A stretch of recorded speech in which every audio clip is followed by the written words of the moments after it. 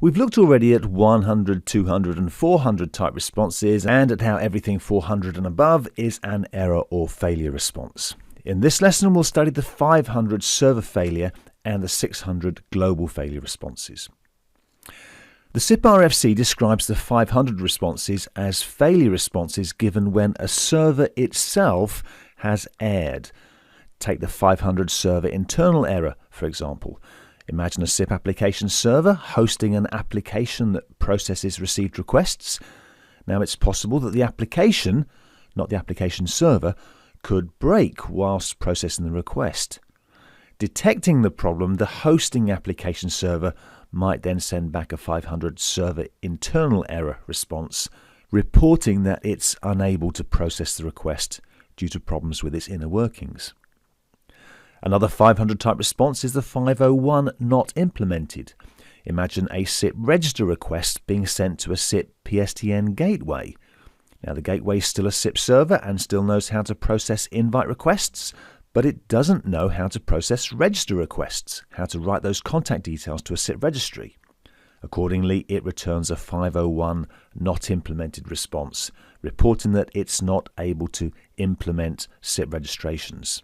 Remember, once we know the character of the family, we know the character of the individual.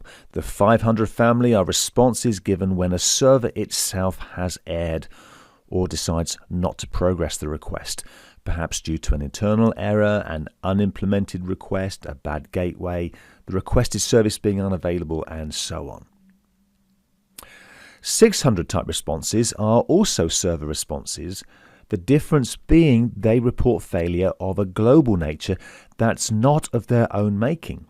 600 responses indicate that a server has definitive information about a particular user such that the request in its current state will never get through, either because the phone was contacted successfully but the user is absolutely busy and won't take the call.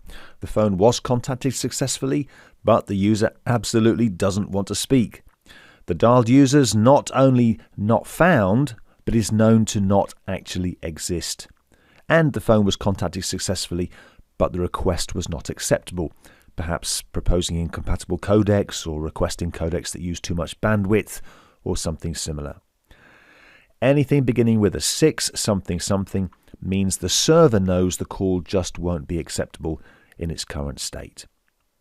So, in brief, 500 type responses are server failure responses that report the server itself is unable or unwilling to proxy the request, whilst 600 type responses are global failure responses sent by a server when it knows the dialed user will absolutely not take the call.